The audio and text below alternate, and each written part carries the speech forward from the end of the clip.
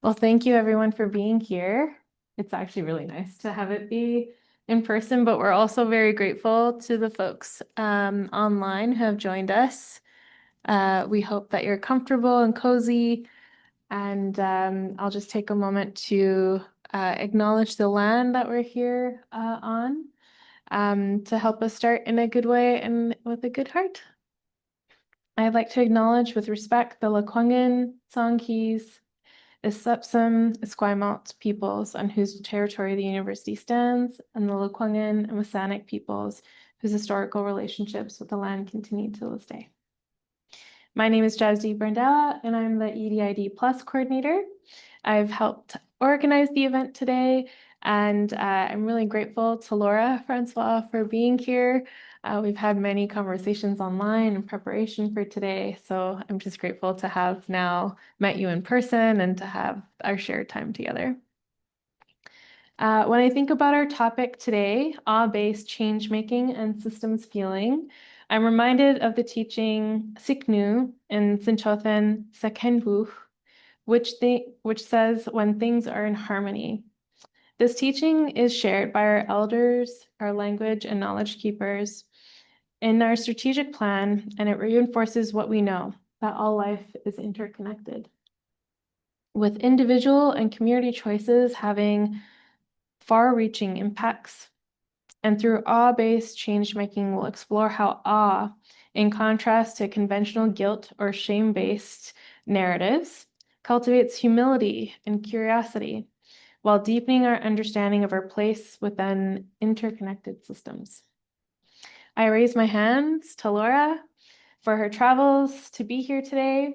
Laura is a socioeconomic, wow, that's quite the lip slip, socio-environmental impact strategist, and the director of a nonprofit laboratory, Awe-Exchange, where she develops opportunities for the emotion of awe to support change making. She's also the co-founder of A New Kind, a studio for regenerative leadership and design, supporting family offices and companies across Asia in building cultures of regeneration within their organizations and communities. Her approach is grounded in a decade of work in Southeast Asia, where she led organizations including Fashion Revolution Malaysia and Singapore, advancing supply chain transparency and ethical labor, new mentoring, startups on responsible scaling at global incubators like Fashion for Good. Laura is also editing her first book, Imagine, exploring creativity as a renewable resource for changemakers, reimagining systems. So thank you, Laura, for being here. Thank you for having me and for organizing this and for all of you being here with us. Thank you for being online as well. This is nice to have both. Just for those online, we're sitting in a circle. I want you to be in space with us. We're sitting in a circle in this really cozy room, and it's warm, and the light's coming in, and it feels really calm, and it feels really beautiful to be together. So thank you for being together with us wherever you are. My name is Laura. This is my first time in Victoria. It's my first time at this university, so I feel extremely grateful to have been invited to what I think is now the most beautiful part of Canada, if I can make that statement. But I am from Montreal, so I want to just quickly acknowledge that Tiohtià:ke, or Montreal, is where I was born, where I live most of the time, and where I work. And so that is the territory of the Kanekahakan nation, and still is on unceded territory. So that's where I'm from. That's where I still hold that in my heart. But I am here today in Victoria and happy to be bridging both those places in some way. Oops. Let me see if we can easily click the slides. Try that again. There we go. Perfect. So today we're talking about awe, amongst a lot of things. I am, as a preface, I am not a researcher. I am not an academic, and so being amongst you all, I sit here with a lot of awe for you and for what you do. I am someone who's very curious about this emotion of awe and how it connects to my line of work. as an impact strategist, which is really just a fancy way of saying, I try to design more good, more positive externalities than negative externalities within systems. So working with environmental systems, human systems. And a few years ago, it became really, really apparent that awe was an ingredient that I had overlooked. And today I want to talk to you about why I had overlooked it, what the ingredient is, and how it can be used and explored as a passage to really understanding and looking at systems in a new way. So the first place I'd like to start is I'd like to go back in time to 2017. This is a photo of me in a Cambodian factory. It's one of hundreds of factories that I had worked in, visited. We had been mapping out the human and environmental rights in the factory and the fashion systems in Southeast Asia. And a lot of these factories look like this. There's piles and piles of unused, unwanted textile that is often incinerated when a brand decides, today we're going to actually produce polka dots instead of stripes. So halt all of this production. We're going to burn all of this fabric and open a new factory. And this happens quite a bit. And so this is probably the height of my devastation and distrust of these systems that were just not changing. I felt like a broken record. I was speaking to for-profit, nonprofit, government officials.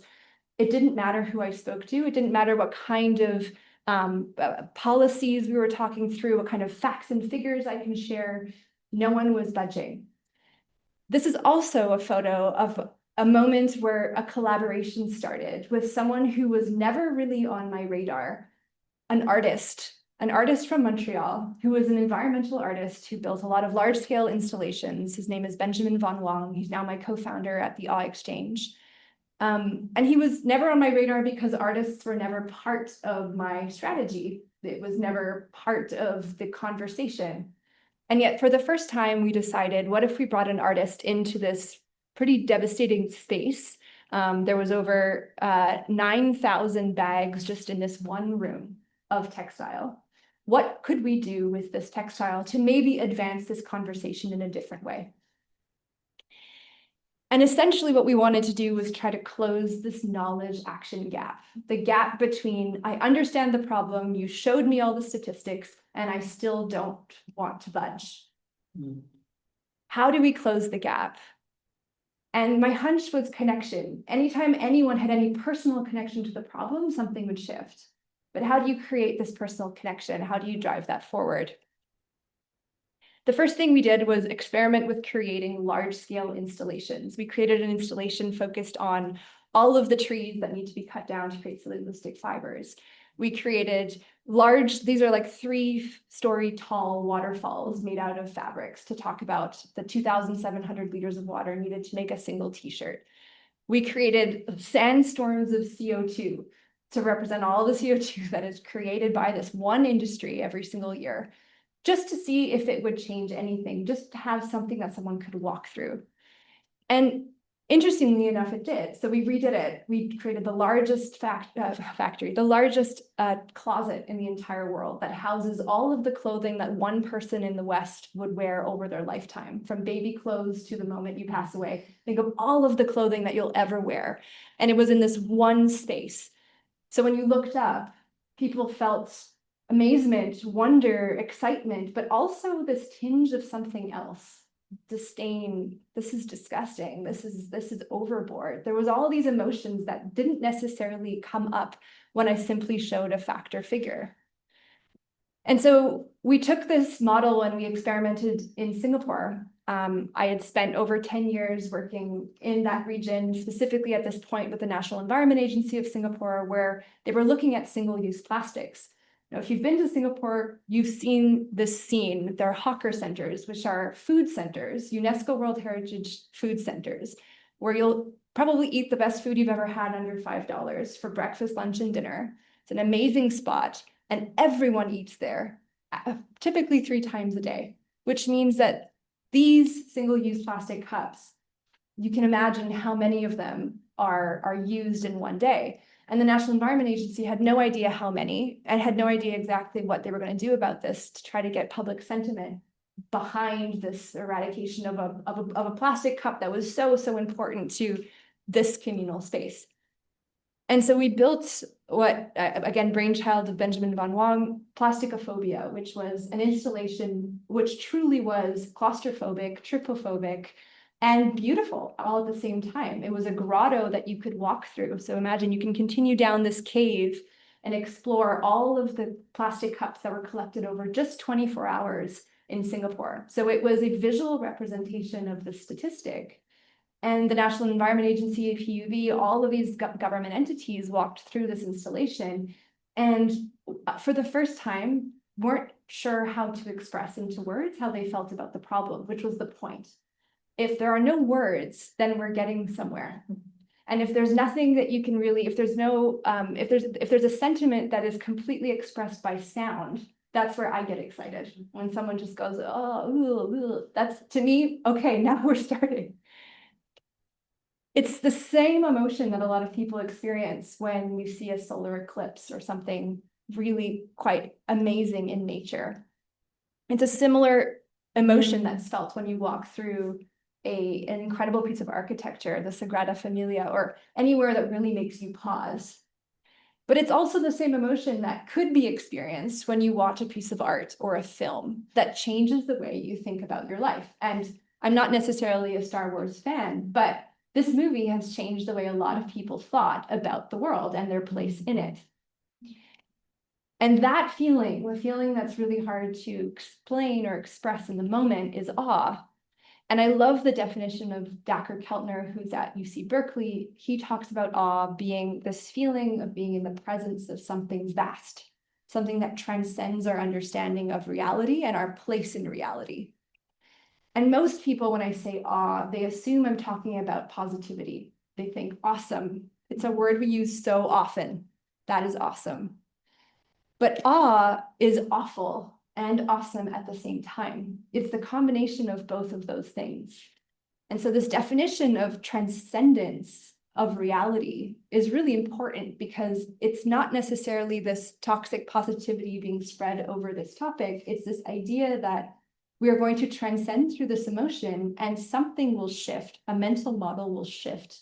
And that's where I got really, really excited about the fact that awe has this potential as an ingredient to get us somewhere maybe a bit further than just hope, fear, or guilt. There's two characteristics about awe that I want to share with you that I think are really interesting. And the first is perceived vastness. And that can obviously mean looking at the stars, being in looking at the Grand Canyon, being in a space that's really vast. But the vastness can also be internal. It can be a vastness that you feel inside in a specific moment. And we'll get to what those moments might be. The second characteristic to awe that's interesting is the need for accommodation. It's an emotion that requires us to figure out how are we going to deal with ourselves after we've experienced it.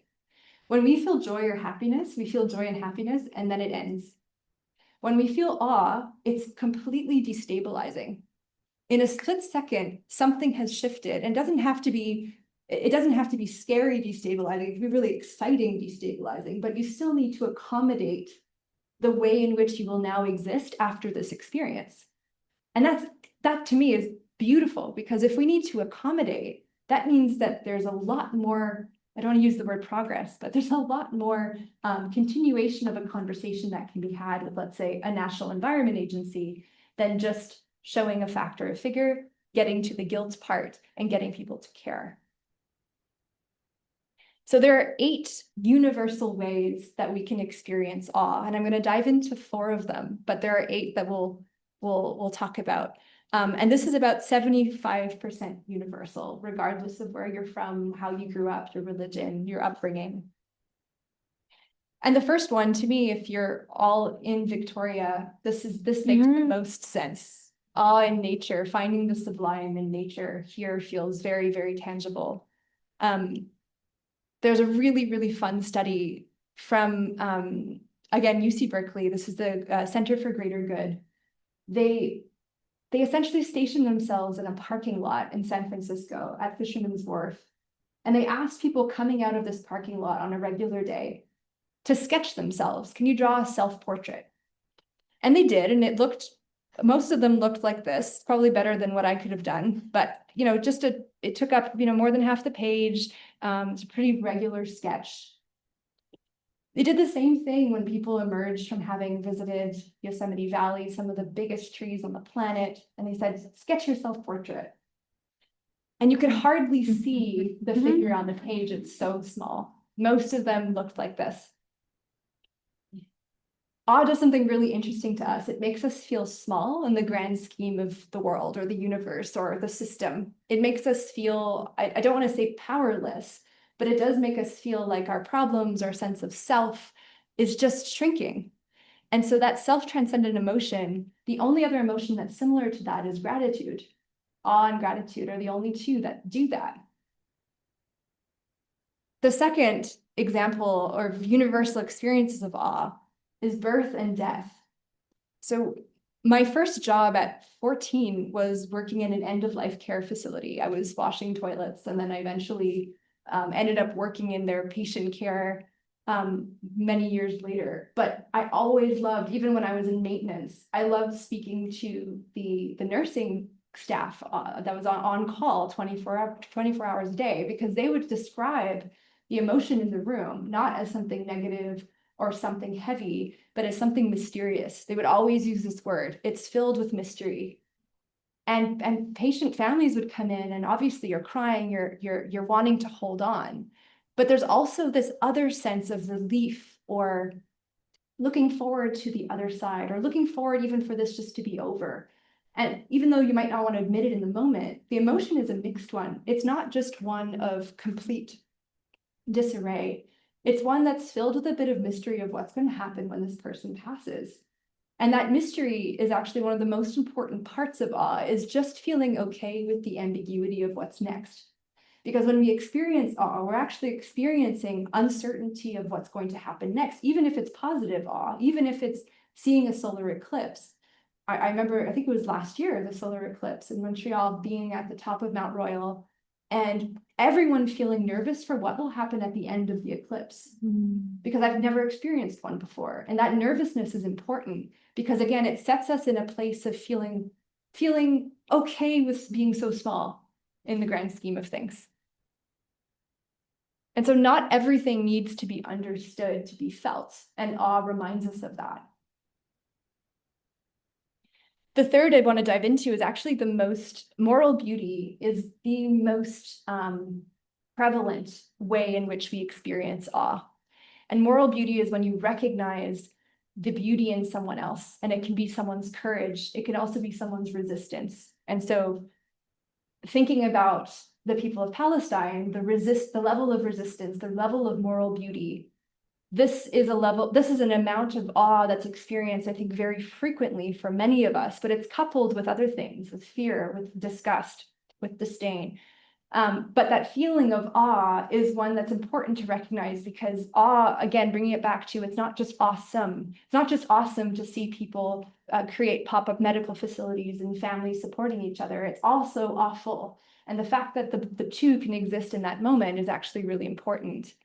And so feeling moral beauty for communities that are resisting, that is actually something really important to highlight. As a side note, though, and this is something I'd be so interested in knowing more, the feeling of awe that we experience on social media is different than the feeling of awe that we experience in person. And there's not enough research done on how those experiences of awe actually translate. So we know for sure, if you experience awe in person together today, there's a pro-social shift that happens. But if you experience it when you're scrolling, we're still not sure what that looks like. And when it comes to doom scrolling or just feeling this inundation of stories that may have moral beauty peppered throughout, I'm still unsure what it looks like and whether or not that affects us in the same way. But one thing's for sure, the emotion that's truly felt, the awe that is felt in person can shift people from really thinking about your own personal well-being to understanding, at least, or wanting to focus on others. And the fourth that I want to highlight is, I think, my favorite, collective effervescence. So if you've ever been to a concert and you're singing the song and the person next to you also knows the lyrics and is singing the song, and you don't know the person next to you, but you feel this desire to hug them. You feel this desire to say, you know it, I know it, oh my gosh, we're in this moment together. That feeling, I'm talking about it and I get goosebumps. That feeling is collective effervescence, awe. And so just for a quick moment, and I'll invite everyone online to come off of mute if you'd like to, you're invited to in this space. I'd like all of us just to take a moment to close our eyes. If you're on camera, please feel free to do the same. To close your eyes.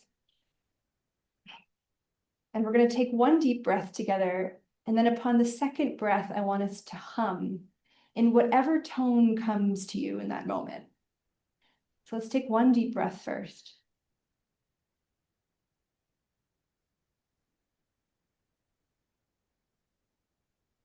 For a second.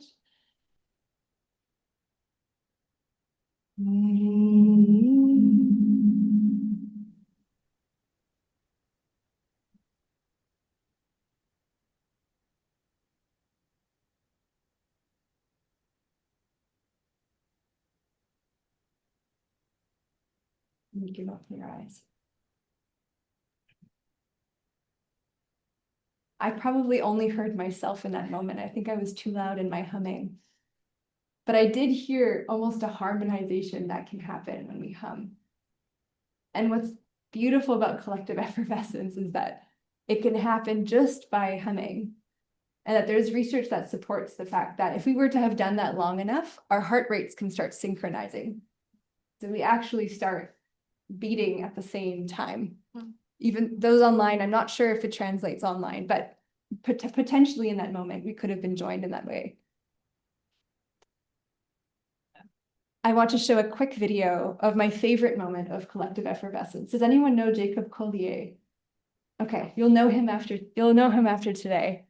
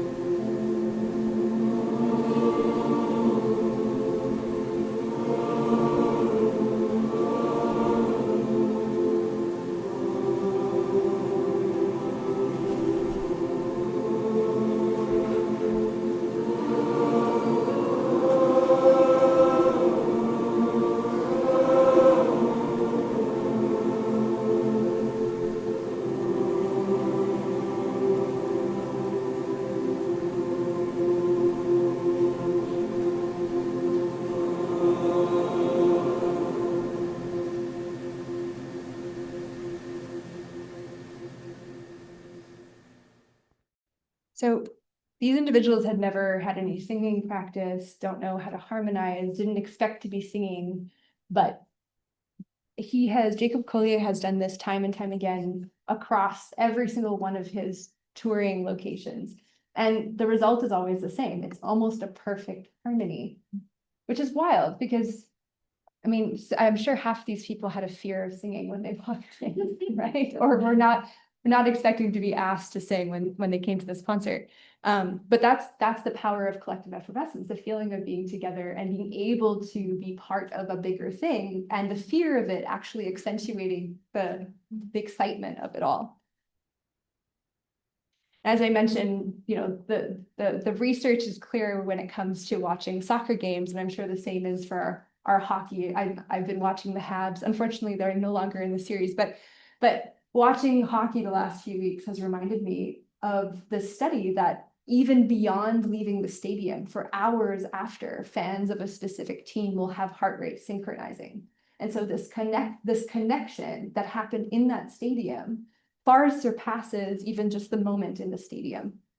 Again, I don't know how this translates when you're watching from afar. So watching a televised version, I don't think has the same effect. But there's something about that collective effervescence that's really, really powerful.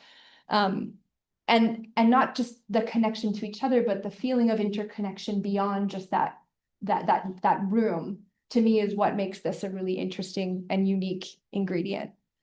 So the other four that we didn't chat about is music, but that one feels obvious, especially with the last example. Spirituality and the divine, so religious moments for some, spiritual moments for others. Epiphanies, so big aha moments where you learn something that completely shifts the way you think about the world. And then art and visual design is also one. And that one's interesting because it doesn't speak to everyone. I think the most universal here is nature and moral beauty. But art is really powerful for some individuals who can feel moved by a painting, to the same effect as someone might be moved in nature. So if you think about those and you think about that list and the last time you might have experienced a moment of awe, just out of curiosity, is there any one of those 8 that jump out at you the most? Because it's important to note how we're so different. And those moments are actually, I have never felt awe for some of these. And so just curious, since we're such a small group, especially, is there a most recent moment that you feel connects to one of these 8? And those online, feel free to drop one in the chat too, if you have a specific moment that speaks to you.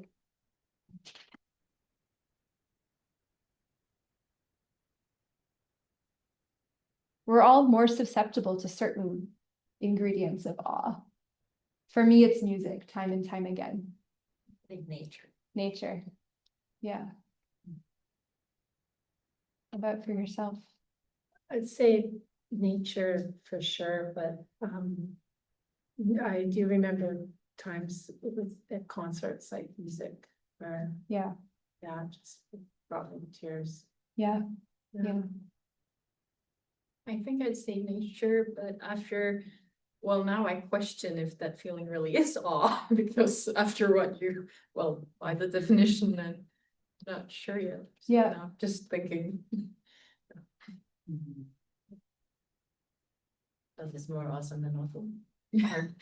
Because of because I don't think I would wonder or be nervous what would happen after a solar eclipse, or I don't feel that. I can't relate to that. I'm not sure. Transcendence.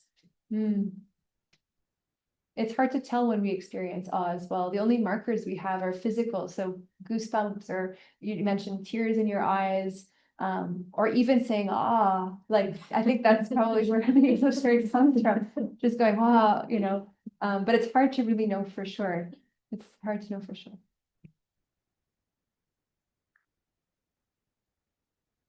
Music and nature, Lisa said. Nature, visiting the ocean, beaches. Milton, epiphanies, music, nature, art. Lisa, again, feeling the joy at a concert, Jesse Cook in Vancouver. I'd say for me too, like, I still distinctly remember how I felt going to the Beyonce concert. Yeah.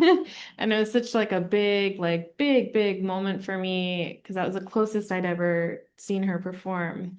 It was a lot of amp up, like a year of amp up going into it. But I was with this pit standing with like random complete strangers that I'd met that like maybe 20 minutes before we all gathered in that space. And as she like as she comes up and she's singing Dangerously in Love, I'm crying and the person behind me is crying, but I feel his like hand on my shoulder. Wow. And like I put my hand on his hand and we're just having a moment together where we're crying at the end. But yeah, I mean, she's an amazing performer and obviously her music has a great impact, but I think you're right. There's just something about being in a space together with people and something about that I like with the years during the pandemic, like it just feels like we've been so kind of like we haven't had those experiences in so long. Yeah. And it kind of feels like we're empty of those experiences. So we're looking to fill ourselves up with those again, like that sense of community and those pieces. So I really appreciate what you're saying about awe as well. I think there's definitely been a need for awe because we've just been kind of experiencing this mental health and depression for so long with the pandemic too, that now it's like, oh, give me more awe. Yeah. I mean, the awful, there's enough awfulness. It feels like we need more awesome. But Yeah. it brings up I'm glad you're bringing it up this way because we'll dive into the commercialization of it as well. I think there's a lot of this searching for awe, and there's a price tag that people think is associated to finding awe. I can't tell you how many times I'll have my name on a panel and people are expecting me to speak about psychedelics immediately. They assume, oh, awe-based change, you're going to talk about psychedelics, not even remembering that there are 8 or more ways that we can flex that awe muscle that don't come with a price tag, that are completely accessible to everybody, and that don't necessarily involve that. Just to bring up one example of just this idea of accessibility of that emotion. You can feel it at Beyonce, but you can also feel it looking at ants in the ground. If you're really paying attention. Yeah. That sounds like an amazing concert. Like it was. Oh my God. Once in a lifetime experience for sure. I have an experience of awe that I want to explore with you because I'm not sure it's a fit, but I wonder if it is. So I wonder if you've heard anyone talk about awe in this way. So I'm remembering it was particularly strong when I was a graduate student and I was at SFU and I was learning things from theory that were making sense of my life and my lived experience. I am getting goosebumps again, just that sense making, being transformed in understanding yourself and others, and in the same space with others who are also experiencing that deep learning about yourself and sense making about the world and the planet, like that. Is that an experience of awe? It's not on your list. Epiphany. I was gonna say, it sounds like epiphany. Okay, that makes sense. Like a really life-altering aha moment about something, like a puzzle piece fitting or Yes. So I remember when the first time I understood my own implications in the 60s swoop, because my brother was in the system of care and adopted by my family. And that whole narrative we've been taught about as colonizers of rescuing Indigenous children that weren't being cared for, and that whole thing being dismantled in learning about the 60s scoop. Like that was another moment where it's awe and awful at the same time. Awful, knowing your implication in it, but great awe and understanding a way to move forward. So I guess that's also example of epiphany. They sound like major ones. Thank you for sharing. I'm really glad that you shared those. The first one, it kind of felt like, or it seemed like it was life experiences kind of culminating together for you in that one moment. and kind of being able to make sense of it. Yes, Yeah. yeah. Like I said, that what's interesting about that list of 8 is I don't know if I've had an epiphany. I think I may have, but when I hear you talk about that experience, I'm not sure I have, but I know I've had life altering moments with other ones. And so it's interesting how we all have, different ways of being affected by that emotion, and internalizing that emotion. My father is a singer. He's an opera singer, he's a tenor, he's sang to me my whole life. And I still remember moments very young, maybe like 7 or 8 years old, and crying because he was singing, but not because I was sad, and feeling really confused by the fact that I was crying. Like why, especially at that young, why am I crying? And I think that's kind of stayed with me in that way, or rather I've flexed that muscle of awe in a lot of ways. Thank you all for sharing as well online. Christy said it's also epiphany. She's in agreement. And she's asking, I'm not trying to be weird here, but what about sexual experiences? It could be. Yeah.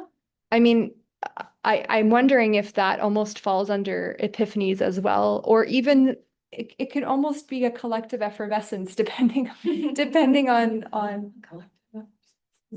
could be. It could be. It could be nature. It could also be nature. It could also be nature. Spiritual. Yeah, spiritual, the divine. Yeah. I've heard that as well. Yeah. I Yeah. feel like we shouldn't get stuck on categories and assume that they're all separate from one another. Yeah, true. It's very true. To me, they're all kind of intertwined. It's My very experience true. is very much shared. Yeah. Yeah. Yeah. It's a breach. Say that again? It's a breach Yeah. of social constructs. It's true. It's true. You go into reality that cannot be languaged. Yeah. Yeah. That's true. For those online, I don't know if you heard, but Vanessa here is sharing that it's a breach of social construct, which I think is true. And this idea that they're not separate. Yeah. Like if you're at a rally or a protest, Yeah. to me, they all connect. Well, they're often also together. So collective effervescence and music. We're going to talk very briefly about Burning Man later, nature, music, art installation, collective effervescence.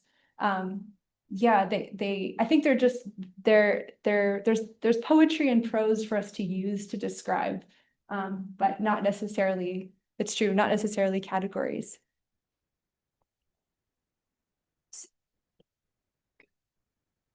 So before we continue, I wanted to share that this question comes up a lot. If I experience awe yesterday, can I experience awe again today?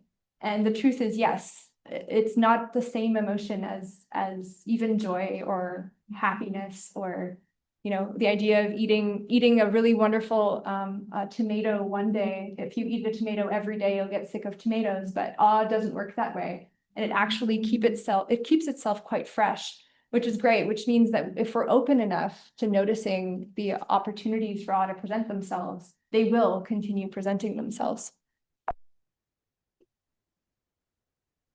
So the three, I guess, takeaways from this before we move on is this idea that awe is a self-transcendent emotion. So it enhances our sense of self. Oops, I keep doing that. It's pro-social. So the outcome of awe is typically pro-social, taking care of one another, caring for those around you, the environment around you.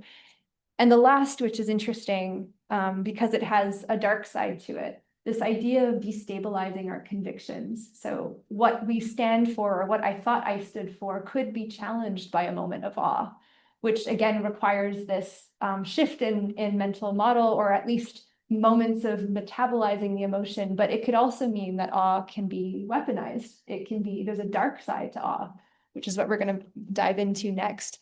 This idea that the awe is a portal, it's just a liminal space. You don't stay in awe very long. If we all stayed in awe, nothing would ever get done ever. We wouldn't be able to function. A lot of people ask the difference between awe and wonder, and awe is something very physical. Again, going back to the goosebumps that you just had, or tears in your eyes. But wonder is more mental. It's more, whoa, how did that happen? How can this exist? How did I come to understand this thing, which is much more your active mind versus your physical body. So coming to what Jasdeep, you brought up about searching for awe or being at an awe deficit right now or looking for awe. There's a lot of price tags put upon awe experiences. So gatherings like Burning Man, there's a really wonderful study about how people who experienced Burning Man had pro-social tendencies for up to 6 months after Burning Man. So they came home, kind of forgot about the Burning Man experience, but still were more likely to help each other out, were more interested in even participating in their community, things like that. But the downside, of course, is that this is an elitism. There's a commercialization and elitism with this type of awe creation at these events that has a lot of negative externalities. Never mind the CO2 emissions of everyone just coming to the desert, the noise pollution, the increase in private jets. All of this can be seen more and more with a lot of these so-called commercialized awe experiences. Another one is people going to the Amazon to want to experience psychedelics. So psychedelic tourism, this deep exploitation of indigenous cultures, is just one of the negative externalities of people feeling this awe deficit and this feeling of, I need more awe in my life, where can I go to experience it?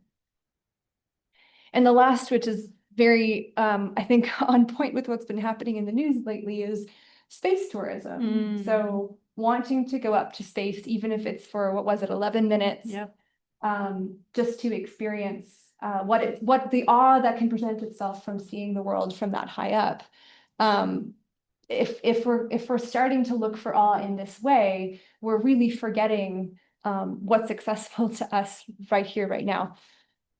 I want to bring up the overview effect because it is really important to this work. The overview effect is the term that was coined to explain what a lot of astronauts had experienced when they came back down to Earth, because many astronauts were actually deeply committed to environmental work after they had gone to space for the first time.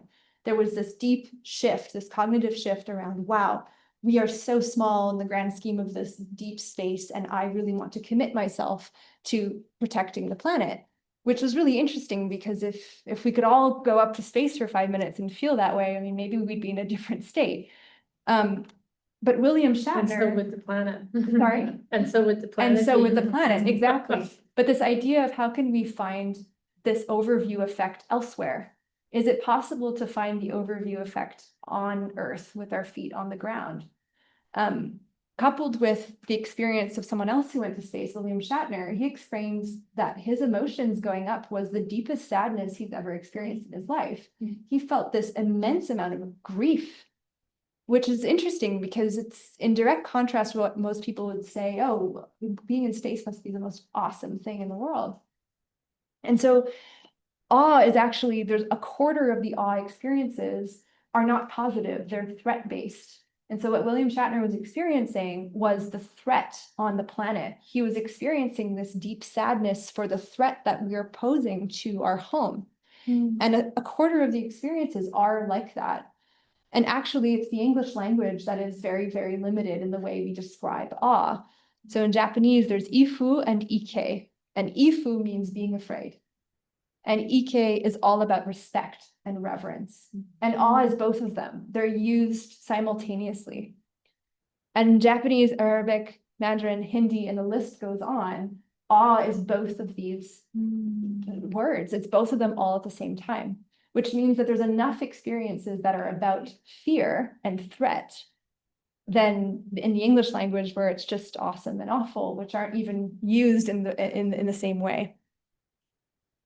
There's research done at Nagoya University in Japan that talks about the awe, the threat-based awe that's experienced when an earthquake happens, and how so many people, whether or not they're directly affected, the entire country experiences this awe. And what ends up happening is people feel the threat very, very presently, but they also feel like their sense of self and the sense of other gets brought together. And all of a sudden they feel very, very, very close to their community, which is really powerful and important. But I'm bringing it up because it also creates, I wonder if this is hiding it. No, here. It also creates this division between me, you, and the other. When we feel that sense of threat-based awe, I feel closer to you, but maybe not to you. And there's a division that's created. That's really, really dangerous when we start thinking of awe as a tool to create togetherness, but that togetherness inherently creates exclusion. And we don't have to go far to look at how awe has been weaponized over time, even today. This idea that awe and the belief in this other threat can create a sense of ego shrinking, which is the same in positive and negative awe. But that ego shrinking can also make us feel like we're going to be really, really susceptible to believing these demagogues and just going with the flow with whoever is loudest. When we think of spiritual awe, the same is true, right? We have this belief in these systems that bring us a lot of awe, and we can have these really big epiphanies, these spiritual epiphanies that are inherently actually creating otherness that is violent. And so the examples, are all over the place, but it's important to always remember that this idea of awe, at least in the way that I'm presenting it to you today, is not a silver bullet. It's not an answer. It's not a solution to our world's problems, but it's an ingredient that I think we've forgotten to use, at least in the positive, in the 3/4 of the awe experience sense. I added this in last minute because this research I just came across recently. When someone of a political importance is speaking in a physically awe-inspiring place, so think of in front of the White House, that person is more likely to have people believe and want to follow them than if they were speaking in a place that didn't inspire any awe. So if you were speaking on against a blank wall with absolutely nothing on it, and you were saying the exact same thing, people are less likely to be awe-inspired, and that can change everything around the way people, follow certain strains of belief. So awe can, in fact, unite and divide, and that's where that line is very, very thin. So what I've been focusing on over the last couple of years is the 3/4 of the other fraction. So not the quarter of threat-based awe, but the 3/4 of awe experiences that do help us reevaluate our understanding of the world and what's potential there. And what's been really important is to make sure that there's opportunities to metabolize that emotion so we can actually reap the benefits from it and not just experience this moment of awe like at Burning Man or at a gathering and then go home and forget all about it. How does that liminal space translate to potential opportunities to integrate the aha moments? I think a lot about the Planet Earth series on Netflix, the documentary series, and this one episode about walruses that were plummeting to their deaths. There's this really dramatic and horrible scene about these walruses, and so many people who were not nature enthusiasts, who didn't really care about the environment necessarily, the tweets online surpassed, it really broke the internet, this walrus scene. What's so interesting is that people felt this sense of awful, and in this moment watching this documentary series, didn't know what to do about it. All of a sudden you had this shift in how you saw yourself in connection to these walruses and didn't know where to go. And that's what becomes really important. It's how can we figure out how to move from that moment of awe, whether you're watching a film or you're at a concert and something shifts. How can we move from awe to potentially action or a shift in our day-to-day?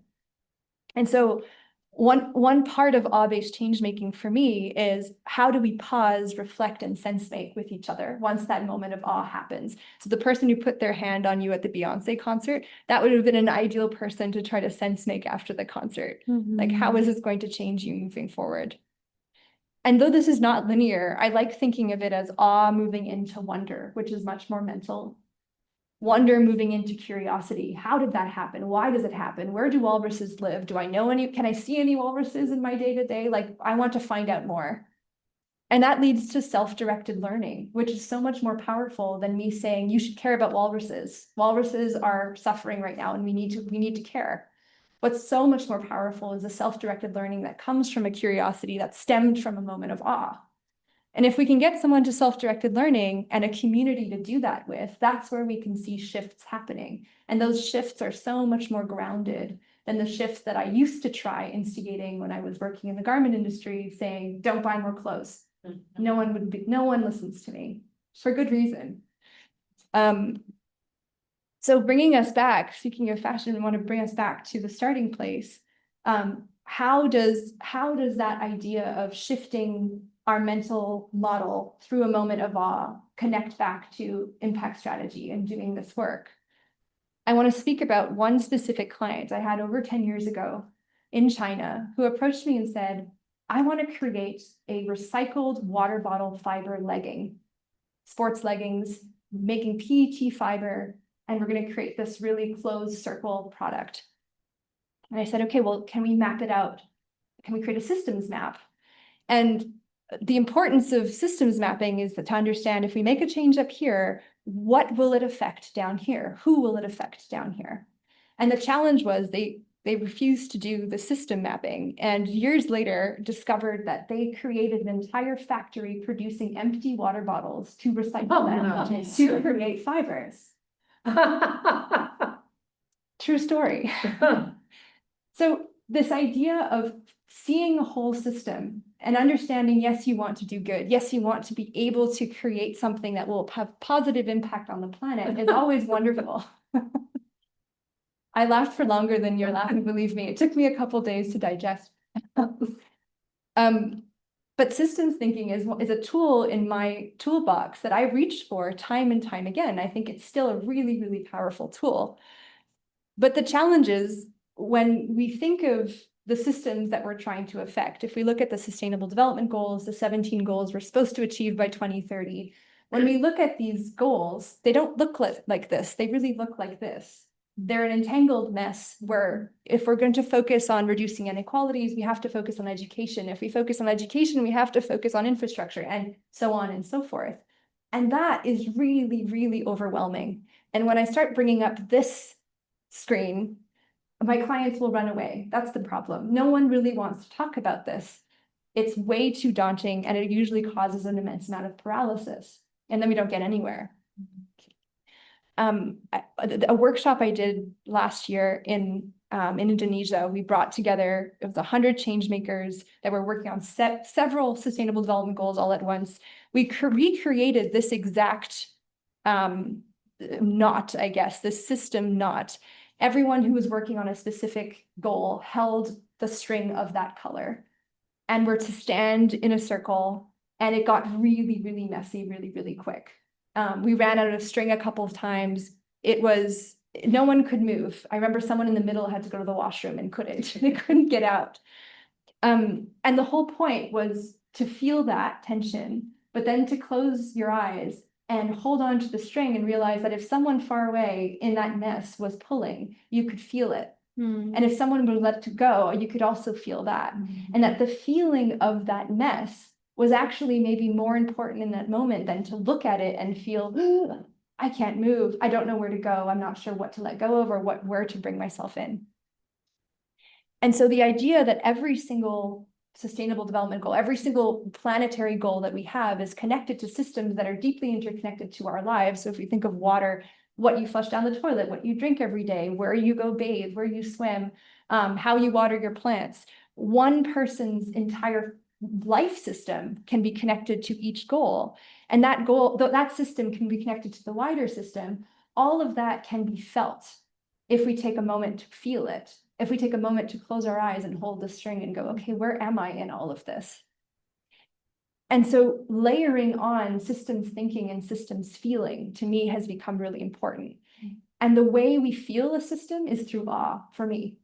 If we experience awe, we feel connected to the system, and then we can layer those two things on top. And it becomes really interesting to start talking through wicked problems when you can feel that way. And systems feeling, though it's a term I'm using, it's nothing new. It's a deep remembering of knowledge that's existed forever, indigenous knowledge that is deeply rooted. But it's a remembering of what it means to feel connected to a system. And so if we're paralyzed looking at the sustainable development messy map, but we don't feel paralyzed looking at roots underneath a tree. It feels there's something very natural, and I can take a deep breath looking at this. There's nothing that feels too scary or daunting or paralyzing about this. And yet it's the same concept. I think there's hope in realizing that those two things can exist and we can feel through both of them. And so more and more, the way I'm doing my work is trying to have people move from the space of worrying about what does it mean, where do I have to go next to solve for 2030, TikTok, time's running out, but to start realizing that it's in our nature to feel through a system.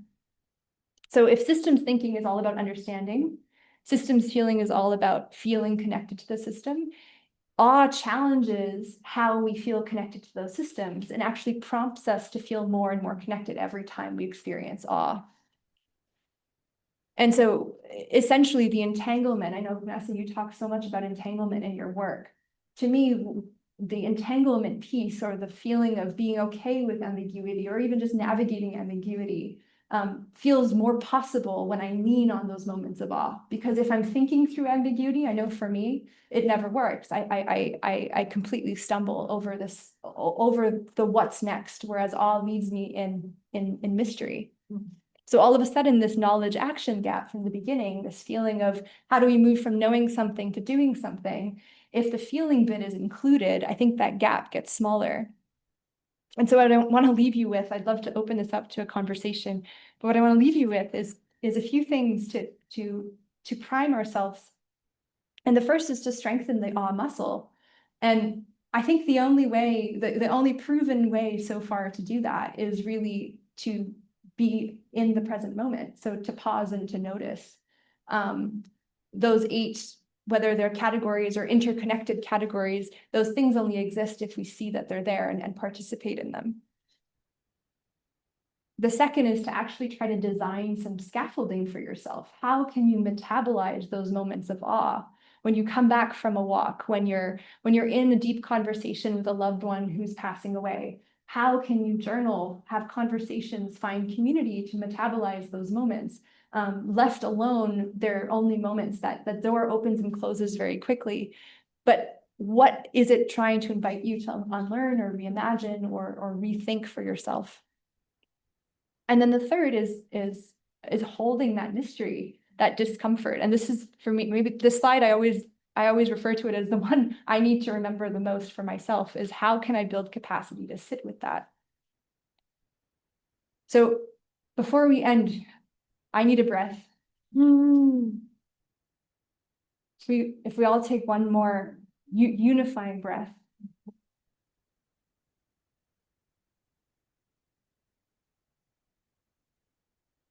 And in that breath, remember that the only reason we're able to take that breath is that there's a deep interconnection with a tree somewhere creating oxygen. And in that feeling of interconnection and realizing that every time we breathe, okay, is there a way for me to serve that feeling as a reminder, letting awe be some kind of opening? Again, not an answer, but an opening. I think there's a way forward that could be very different. So at that, I don't want to say thank you yet. I want to open up the floor online, but also in person I want to know how this feels, how this sits with you. Prefacing again that I'm not a researcher and I'm not a scholar. I'm someone here to try to translate this research towards something that can be used on the ground in the communities I'm working with. And so it's incredibly useful for me to get feedback and understanding from all of you. And thank you for being present in all of that, online as well. Thank you. It's been a pleasure.